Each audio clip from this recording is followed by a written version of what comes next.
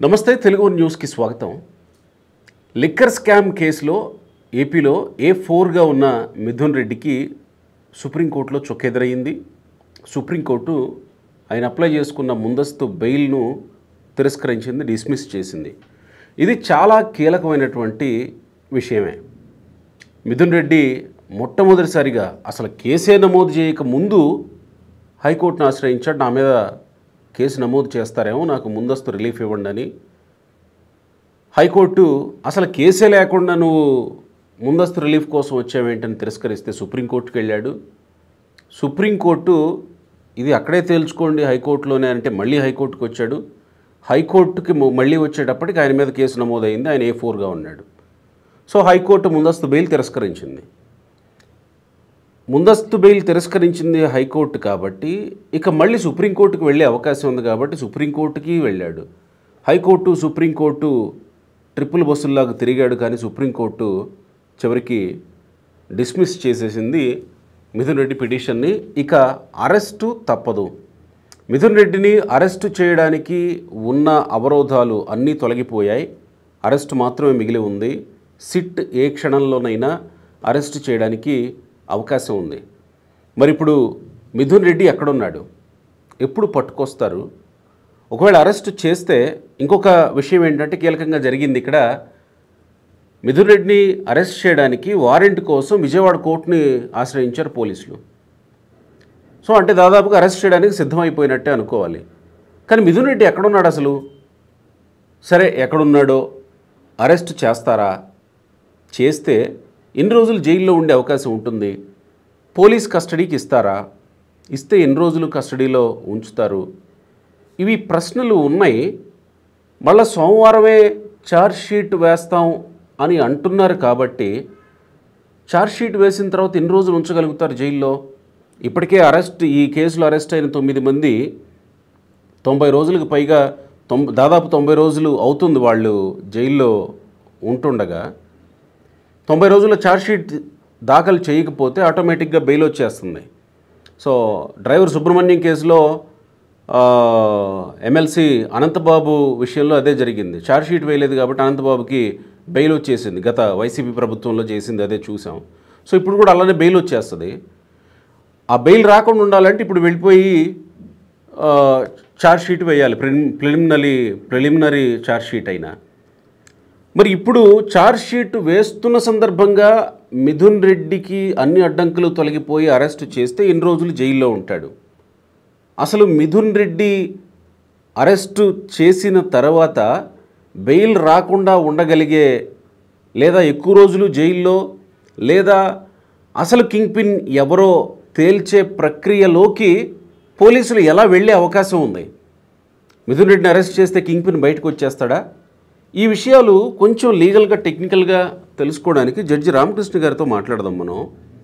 రామకృష్ణ గారు కొద్దిసేపటి కిందట మాట్లాడినప్పుడు ఈ ఛార్జ్షీట్ విషయం మాట్లాడారు. ఛార్జ్షీట్ విషయం మాట్లాడుతున్నప్పుడు ఇప్పుడు ఎందుకు మిథున్ రెడ్డిని అరెస్ట్ చేయబోతున్నారు, ఇంతకాలం ఎందుకు అరెస్ట్ చేయలేదు? హైకోర్టులో క్లియరెన్స్ వచ్చింది కదా, అరెస్ట్ చేస్తుండొచ్చు కదా, సుప్రీంకోర్టు వరకు వెళ్ళడానికి అవకాశం ఎందుకు ఇచ్చారు అనేది కూడా ఒక ప్రశ్న వచ్చింది. రామకృష్ణ గారు నమస్తే అండి. మనం ఇప్పుడు లైవ్లో ఉన్నాం. ఇప్పుడు మిథున్ రెడ్డి విషయంలో దాదాపుగా హైకోర్టు సుప్రీంకోర్టు అంతా క్లియరెన్స్ వచ్చేసింది. మిథున్ రెడ్డిని అరెస్ట్ చేయడానికి ఎలాంటి అడ్డంకి లేదు. ఇప్పుడు మిగిలి ఉన్నది అరెస్టేనా, ఇంకా ఏమన్నా ప్రొసీజర్ ఉందా ఈ విషయంలో? గోపి గారు, ఇన్వెస్టిగేటింగ్ ఏజెన్సీలు ఏవైనా సరే, అది రెగ్యులర్ పోలీస్ కావచ్చు, సిఐడి కావచ్చు, స్పెషల్ ఇన్వెస్టిగేషన్ టీమ్స్ కావచ్చు, సిబిఐ కావచ్చు, ఈడీ కావచ్చు, వాళ్ళకు క్లియరెన్స్ ఇచ్చే వరకు వెయిట్ చేసేటువంటి పద్ధతి భారతదేశంలో ఎక్కడ చూడలేదు, వినలేదు. కానీ పెద్దిరెడ్డి మిథున్ రెడ్డి విషయంలో మాత్రం చాలా ఉదారంగా మనం చూశారు. పెద్దిరెడ్డి మిథున్ రెడ్డి పేరు ప్రస్తావన చేసినటువంటి 164 ఏపీసీఆర్టీసీ స్టేట్మెంట్ లోనే ఉమ్, ఆయన వెంటనే రాష్ట్ర అత్యున్నత న్యాయస్థానానికి వెళ్లి నన్ను మద్యం కేసులో మద్యం స్కామ్ లో నన్ను ఇరికించడానికి ప్రయత్నం చేస్తున్నారు, నా పేరు ప్రస్తావన వచ్చింది కాబట్టి నన్ను అరెస్ట్ చేయకుండా ముందస్తు వేయలేమని ఆయన రాష్ట్ర హైకోర్టు అడిగారు. అవును. అప్పుడు రాష్ట్ర హైకోర్టు వారు ఏమన్నారు, మీ పైన ఎక్కడా కూడా ఎఫ్ఐఆర్ నమోదు కాలేదు, నమోదైన ఎఫ్ఐఆర్ లో మీ పేరు లేదు కాబట్టి మీకు ముందస్తు బెయిల్ ఇవ్వడానికి అవకాశం లేదంటూ రాష్ట్ర హైకోర్టు తిరస్కరించింది. అవును. ఆ విషయాన్ని ఆయన సుప్రీంకోర్టుకు తీసుకెళ్లారు. అవును. సుప్రీంకోర్టు కూడా విచారణ చేసిన తర్వాత ఆ సమయానికి ఆయన మీద ఏమైనా మెటీరియల్ ఎస్టాబ్లిష్ అయి ఉంటే రాష్ట్ర హైకోర్టు దాన్ని విచారణ చేసి ఎక్స్పోజ్ చేయమని సుప్రీంకోర్టు వాళ్ళు మళ్ళీ ఆ ఫైల్ను రాష్ట్ర హైకోర్టు పంపించారు. అవును. రాష్ట్ర హైకోర్టు దాని విచారణ తీసుకున్న తరువాత ఇక్కడ ఒకటి గమనించాలి. ఉమ్, పెద్దిరెడ్డి మిథున్ రెడ్డి ఎప్పుడు రాష్ట్ర హైకోర్టుకి వెళ్ళాడు, ఎప్పుడు ఫైనల్ గా ఆయన పైన ఆయన వేసినటువంటి పిటిషన్స్ డిస్పోజ్ అయ్యాయో ఒక్కసారి గమనిస్తే దాదాపు 24 రోజులు, నెలల అసలు దాదాపు 3 నెలల 3 వారాల 4 నెలల సమయం పట్టింది. Okay okay okay. ఉమ్, 4 నెలల సమయం పాటు ఆయన కోర్టు మెట్లు ఎక్కుతూ దిగుతూ విచ్చలవిడిగా తిరుగుకుంటూ వస్తున్నాడు. ఉమ్, అయినా సిట్ అధికారులు ఎవరు కూడా శివరెడ్డి భాస్కర్ రెడ్డి అరెస్ట్ చేసినట్లుగా ఆయన అరెస్ట్ చేయలేదు, ఉమ్, రాజు కేసీ రెడ్డి అరెస్ట్ చేసినట్టుగా చేయలేదు, కృష్ణమోహన్ రెడ్డి అరెస్ట్ చేసినట్టుగా చేయలేదు. 11 మందిని అరెస్ట్ చేసి లోపల పెట్టారు. 90 రోజులు కావస్తుంది వాళ్ళందరూ కూడా అరెస్ట్ అయ్యి. ఉమ్, కానీ మిథున్ రెడ్డి వైపు చూడలేదు. మరి ఈ రోజు సుప్రీంకోర్టు కూడా మీకు ముందస్తు బెయిల్ ఇవ్వడానికి లేదు అంటూ తిరస్కరించింది. అవును. ఇప్పుడు సిట్ హడావుడి మొదలైంది. అంటే ఇక్కడ ఇంకొకటి, ఆల్రెడీ సుప్రీంకోర్టుకు వెళ్ళక ముందే 2 రోజుల ముందే హైకోర్టు తిరస్కరించింది కదా ముందస్తు బెయిల్ని, అప్పుడైనా అరెస్ట్ చేయడానికి అవకాశం ఉంది కదా. ఎప్పుడైనా అరెస్ట్ చేసి ఉండవచ్చు. ఉమ్, ఆయనకు సుప్రీంకోర్టు కొద్ది రోజుల పాటు మాత్రమే మధ్యస్థంగా ఆయనకు రక్షణ కల్పించింది. ఉమ్, ఇప్పుడు హైకోర్టు ఆయన ముందస్తు పిటిషన్ డిస్మిస్ చేసిన వెంటనే ఉమ్, పోలీసు వాళ్ళు అతన్ని అరెస్ట్ చేసి రిమాండ్ పంపొచ్చు. ఉమ్, ఎందుకంటే పెద్దిరెడ్డి మిథున్ రెడ్డి ఈ యొక్క లిక్కర్ స్కామ్ లో బలమైన వ్యక్తిగా 2వ స్థానంలో ఉన్నాడు కాబట్టి ఉమ్, అతన్ని అరెస్ట్ చేస్తే నెంబర్ 1 స్థానంలో ఉన్నటువంటి వ్యక్తిని చేరడం ఈజీ అవుతుంది కాబట్టి ఉమ్, ఖచ్చితంగా మిథున్ రెడ్డి అరెస్ట్ చేసి నెంబర్ 1కి వెళ్తారు అనుకున్న సందర్భాలు చాలా ఉన్నాయి. ఉమ్, ఇక్కడ ఈ రోజు మిథున్ రెడ్డికి సంబంధించిన న్యాయ ప్రక్రియ మొత్తం ముగిసిపోయి ఇంకా మిథున్ రెడ్డిని అరెస్ట్ చేయకుండా ఆపేటువంటి వ్యవస్థలు కానీ ఉమ్, అవకాశాలు కానీ లేకుండా పోయాయి. ఉమ్, ఇప్పుడు ఆయన పైన లుకౌట్ నోటీస్ ఇవ్వడం, తర్వాత అతని సెల్ ఫోన్ ఆధారంగా ఢిల్లీకి కొన్ని బృందాలు, బెంగళూరుకు కొన్ని బృందాలు పంపించడం. ఉమ్, కానీ విచిత్రంగా ఈయన మిథున్ రెడ్డి యొక్క సెల్ ఫోన్ లొకేషన్ హైదరాబాద్ చూపిస్తాం. ఓ, మరి హైదరాబాద్కి ఎందుకు బృందాలు వెళ్ళట్లేదో అర్థం కావట్లేదు. ఉమ్, ఇప్పుడు ప్రజలకు కావాల్సింది, మాలాంటి వాళ్ళు ఎదురు చూస్తున్నది, ఉమ్, పెద్దిరెడ్డి మిథున్ రెడ్డిని అరెస్ట్ చేసి ఉమ్, ఎన్ని రోజుల పాటు అతన్ని జైల్లో ఉంచుతారనేది కావాలి. ఉమ్. ఇక్కడ అంటే ఇక్కడ ఒక్క మాట రామకృష్ణ గారు, ఇక్కడ మిథున్ రెడ్డిని అరెస్ట్ చేసి ఎన్ని రోజులు జైల్లో ఉంచుతారు అని అంటే అతని దగ్గర నుంచి రావాల్సిన సమాచారాన్ని రాబట్టిన తర్వాత ఇంకా అతన్ని జైల్లో అంటే శిక్ష వేసి జైల్లో ఉంచాలనేదా, లేకపోతే విచారణ కోసం జైల్లో ఉంచాలనేది మీరు అంటున్నది? నేను అంటున్నది విచారణ కోసం జైల్లో ఉంచడమే. ఓకే. శిక్ష వేసి జైల్లో ఉంచుతున్నది కలలో మాట. ఓకే. ఎందుకంటే జగన్మోహన్ రెడ్డికి ఎన్ని కేసులు ఉన్నాయో, ఎన్ని సంవత్సరాలు బయట ఉన్నాడో అని ప్రజలు చూస్తున్నారు. ప్రశ్న పట్టిపోయిన ఈ వ్యవస్థలో ఇంతకంటే ఎక్కువ ఆశించలేదు. మేము అంటున్నది ఏంటంటే, మిథున్ రెడ్డిని అరెస్ట్ చేసి 3,000 కోట్ల పైచులకు ఈ మధ్య కోట్లతో ఆయన ఎన్ని వేల కోట్లు తిన్నాడు, ఇతర సొమ్ము ఎవరెవరు తిన్నారు, ప్రజల సొత్తు తెలియచేయండి.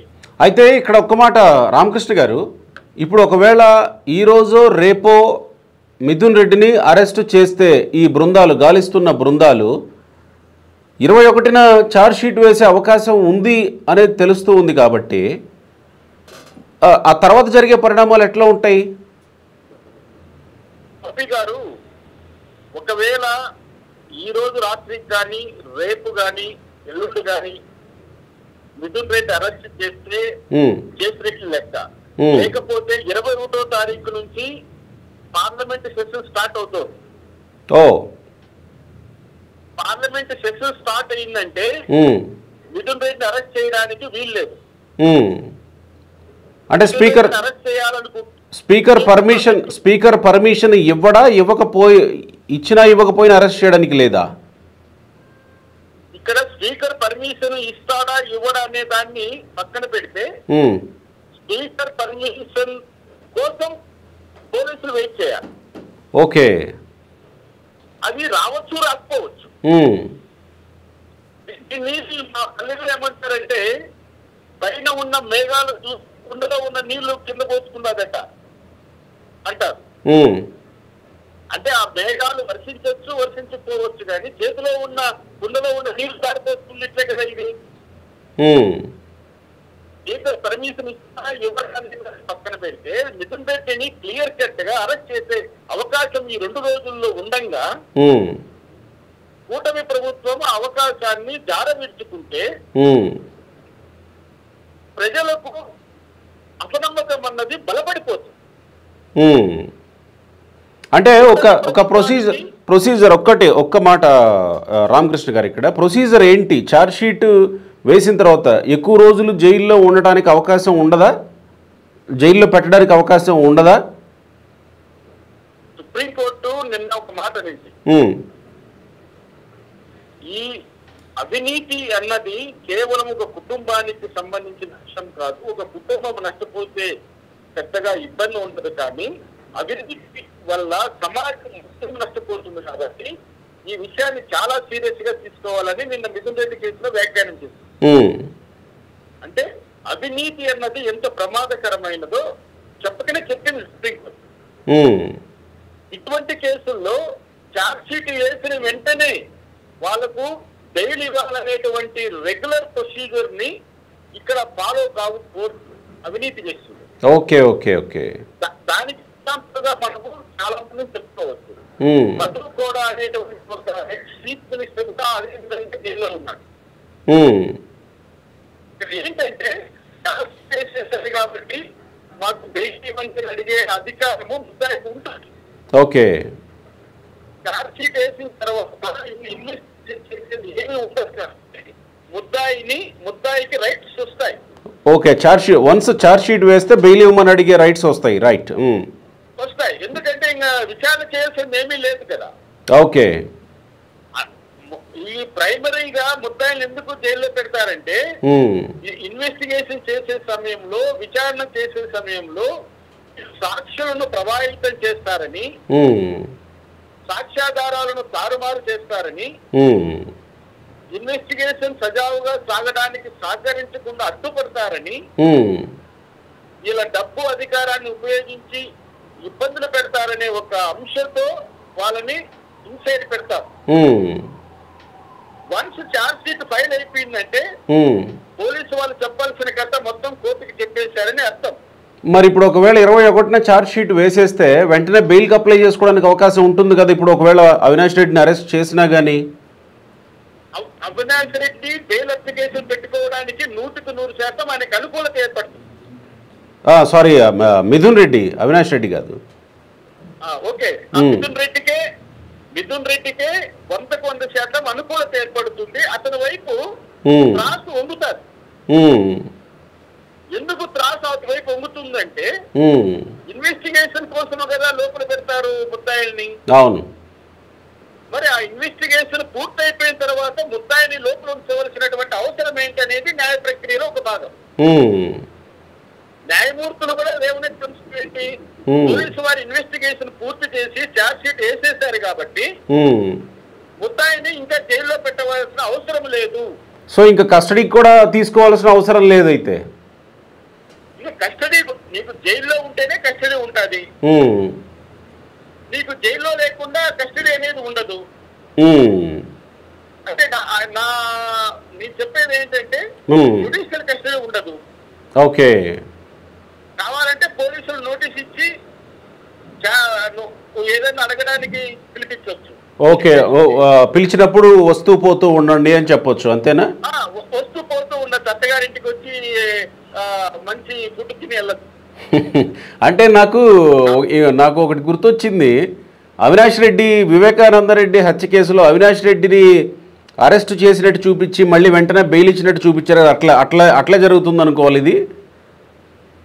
అంటే అవినాష్ రెడ్డి విషయంలో ఆ రోజు తెలంగాణ హైకోర్టు అతనికి ముందస్తు బెయిల్ ఇచ్చింది, అంటే ఆయన అరెస్ట్ చేయకుండా ఇచ్చింది.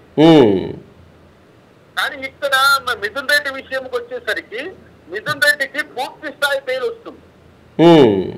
అది ముందస్తు బెయిల్ కాకుండా అతను బెయిల్ మీద రిలీజ్ చేసే అవకాశాలు ఉంటాయి, ఎందుకంటే ఛార్జ్ షీట్ వేసేస్తారు కాబట్టి. ఓకే. ఒకవేళ అంతకు పోలీసు వాళ్ళు అతన్ని కస్టడీలో తీసుకొని విచారణ చేయాలి అని అనుకున్నారు అనుకోండి, 24 hours కస్టడీ ఇవ్వచ్చు. ఓకే. అక్కడ జరిగేదంటూ ఏమీ ఉండదు. మిథున్ రెడ్డిని హ్యాపీగా తీసుకెళ్తారు, ఏసీ రూమ్ లో కూర్చోబెడతారు, లేదంటే ఆ రోజు బోరుగొట్ట అన్నిలకు బిర్యానీ సప్లై చేసి ఇవన్నీ సప్లై చేస్తారు. టైం అయిన తర్వాత మళ్ళీ తీసుకొచ్చి వదిలేస్తారు. ఇక్కడ సిన్సియర్ గా పెద్దిరెడ్డి మిథున్ రెడ్డిని అవినీతి పైన శిక్షించాలి అని కూటమి ప్రభుత్వం అనుకుని ఉంటే 4 నెలల సమయం అతనికి ఇచ్చి ఉండేది కాదు. మొదటి పాయింట్. అంటే కోర్టులు ఇచ్చాయి కదా, ప్రభుత్వం కాదు కదా ఇచ్చింది. ప్రభుత్వము కోర్టు ఇచ్చింది చాలా తక్కువ, ప్రభుత్వం ఇచ్చింది చాలా ఎక్కువ. కోర్టు ఎప్పుడిచ్చింది? సుప్రీంకోర్టుకి వెళ్ళిన తర్వాత ఆయన అడిగాడు. అప్పుడు కూడా కోర్టు కూడా అడగలేదు అనుకుంటా, నేను మిథున్ రెడ్డి లాయర్ అడగలే. కేవలము ఆ రోజు రాష్ట్ర ప్రభుత్వం తరఫున వాదన వినిపిస్తున్నటువంటి సీనియర్ న్యాయవాదులే అడిగారు, చెప్పారు మేము అతన్నే అరెస్ట్ చేయమండి రాష్ట్ర హైకోర్టు నిర్ణయం తీసుకునే వరకు అని.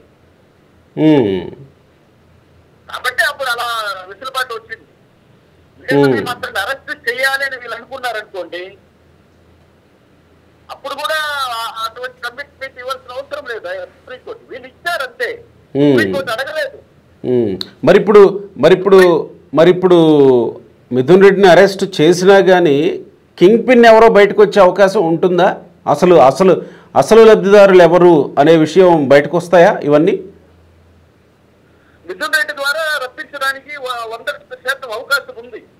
కానీ ఎందుకంటే ఇప్పుడు అరెస్ట్ కాబట్టి జైల్లో ఉన్నటువంటి వాళ్ళు ఇచ్చిన స్టేట్మెంట్లు, సాక్షులు ఇచ్చినటువంటి స్టేట్మెంట్లు, సెల్ ఫోన్ ద్వారా సేకరించినటువంటి వివిధ సెల్ ఫోన్ల ద్వారా సేకరించినటువంటి సమాచారం, అదే విధంగా ఈ డాన్లు లాగా డెన్లు నడిపినటువంటి వ్యవహారం,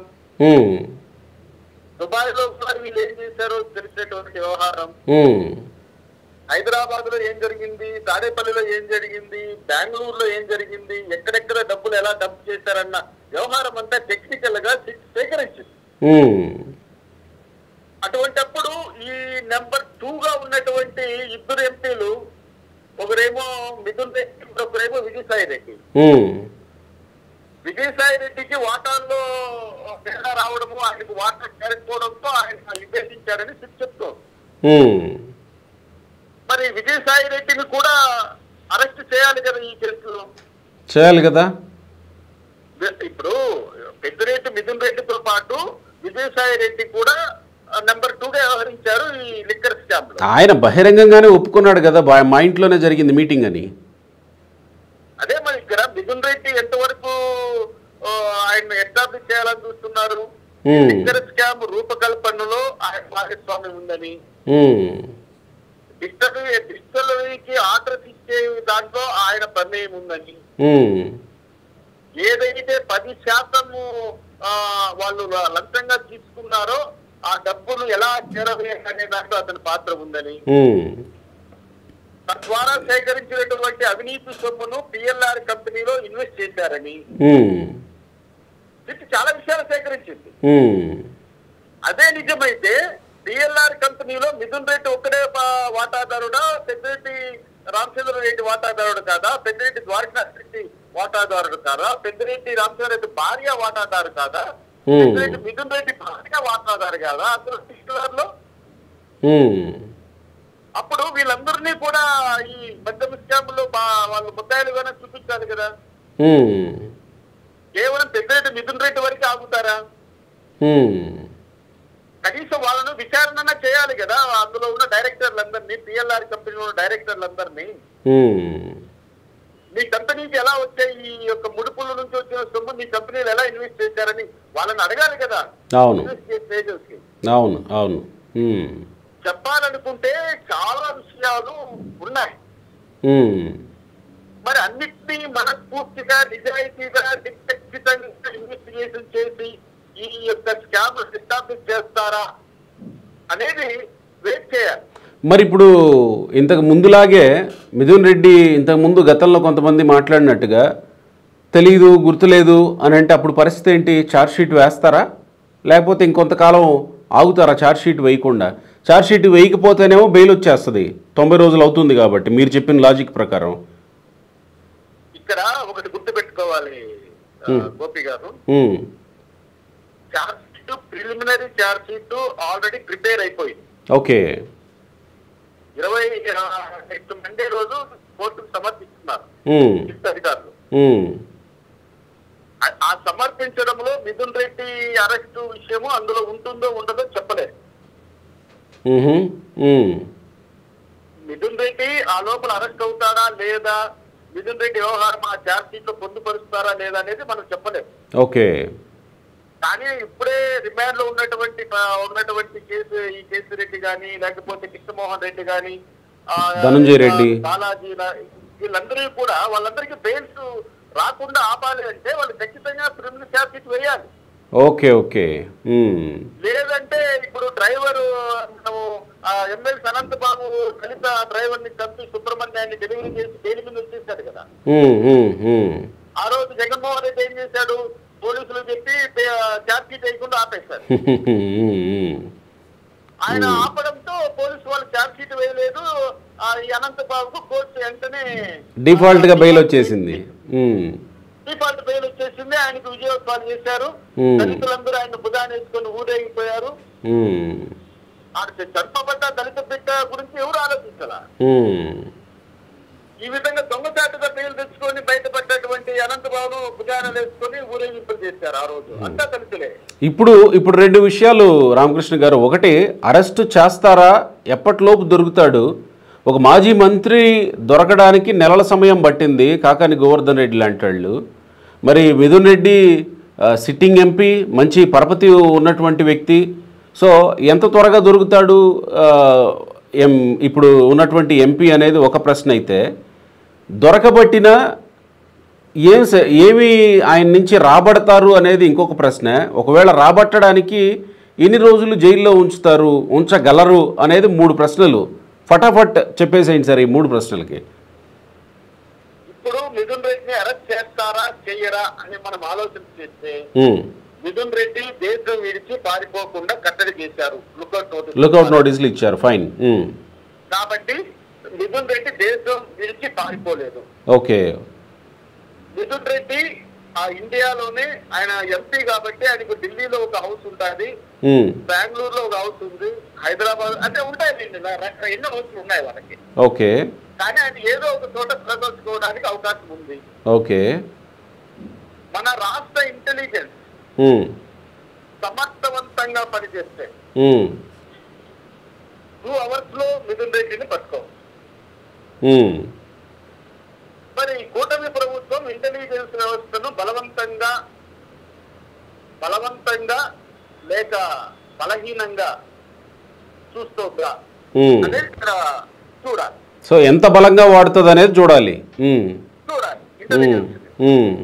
ఒకవేళ ఈ 2 రోజుల్లో కానీ మిథున్ రెడ్డిని అరెస్ట్ చేయకపోతే ఉమ్. పార్లమెంట్ సెషన్స్ స్టార్ట్ అయితే ఉమ్.